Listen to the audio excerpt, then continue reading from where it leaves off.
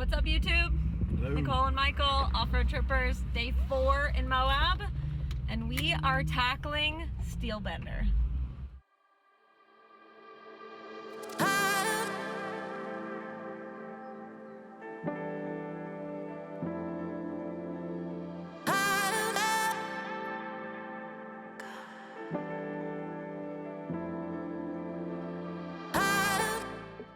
So far, this trail is cool because it's a little bit different than the others that we've done so far in Moab.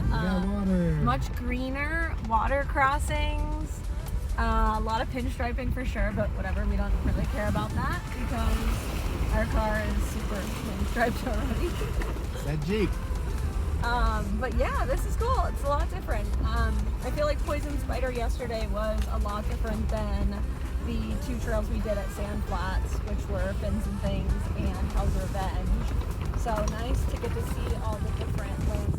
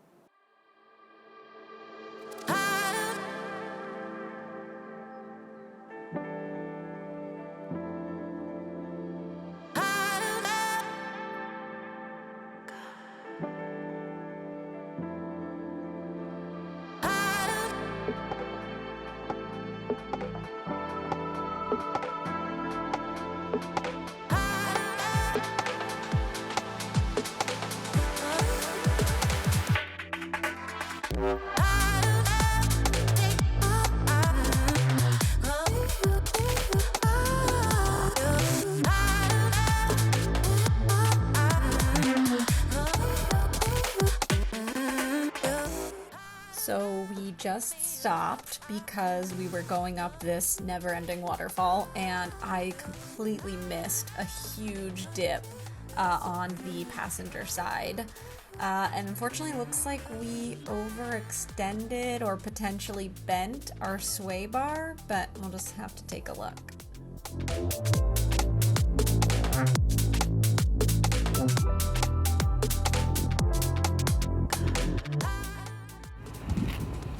So we are not broken. We just bent out of place. Okay. I don't know if you busted your sway bar disconnect. Yeah, I don't know if we're actually, but we're good enough to continue or get all done.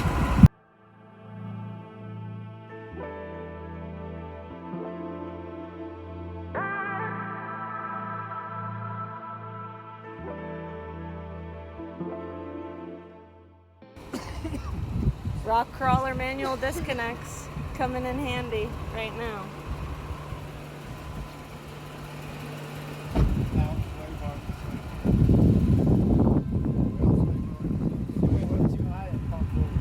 Yeah.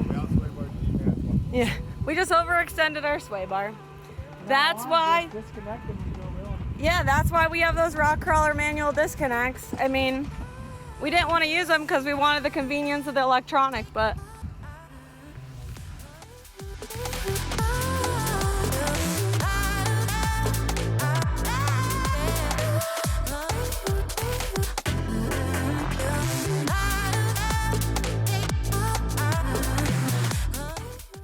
So we learned why this is called steel bender, because we may have just bent a steel sway bar, but luckily we have the rock crawler manual disconnects, so we can continue on the trail, and we will figure out when we get back on the road. Very off camera. She's almost looking at the ground. I'm like on the ground right now. We will see when we get back on the actual road if we've actually broken anything, or if it just the electronic bar kind of popped out. We also learned the importance of actually using the rock crawler manual disconnects. We thought we didn't need them since we have the Rubicon with the electronic disconnect, but in hindsight, we obviously overextended it, and that's what popped it out and potentially bent it. The sway bar end link was basically downward, and then the sway bar was bent down, so it kind of just twisted down. But I did have them disconnected, so I'm hoping that I can just like tap it back in and then it will connect back. But I mean, if not having a sway bar causes death wobble, and you hear about Jeeps on the road driving like dog shit and stuff, that's exactly what it is. They have cheap sway bars, they're not connected, or something like that. And of course there's other things, but that's like one of the main things. So always pay attention to have a sway bar, because it's dangerous to go. Yeah. So worst case, we bent our sway bar, and we will have to get a new one, either here in Moab or when we get back to Phoenix. We'll drive. It'll be definitely here in Moab if we have it broken. Drive 30 miles an hour home. Be there in 47 days. But best case is it's just totally fine, and we just overextended it. But fingers crossed before we out. The trail, the whole point of this trip was to have fun, obviously, but not break anything, and we might have failed. But you can't really say that though, because we all kind of knew. I mean, we broke something in Big Bear, just don't so want we to. can't. I don't want to either, but it's like you can't really be surprised. No, I know. I mean, if you broke something. The trail right? is literally called Steel Bend. Like, you can't be surprised. This is the life we signed up for.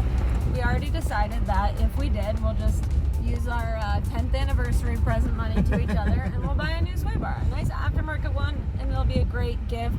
10 years is metal anyway. Yep. Feels kind of perfect, so we'll see. We'll see when we get back to the street. Just saying, this trail is worth it for the views alone. Wow. Wowie wowie. I'm not putting that in the video.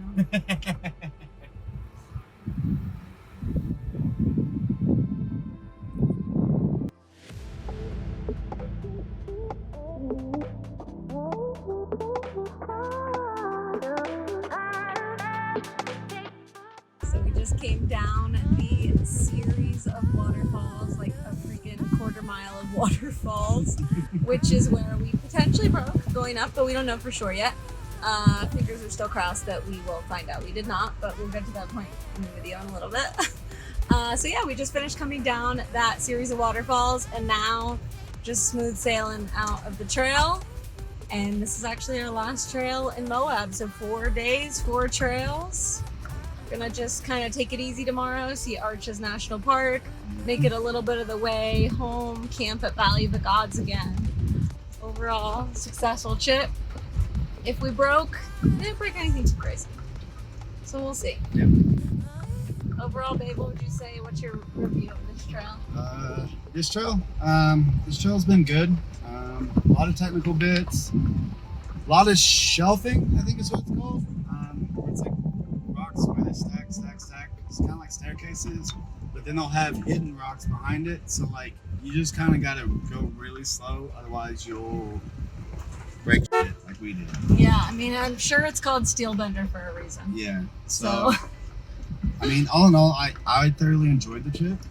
Just a little exhausted from the past 3 days. I mean, overall, this is a good trip. Oh yeah, great trail, great trip, nice end to the trip in Moab. We will definitely be back. Yep. Hopefully next year around the same time. If y'all get a chance to make it out to Moab, Moab is absolutely beautiful, absolutely phenomenal. The people are awesome. I mean, there's Jeeps outnumber any car on the road, so it's cool because you get to see a lot of different builds and stuff. Yeah, overall, Moab, I give it a 10 out of 10. I'll totally come back. So verdict is the sway bar appears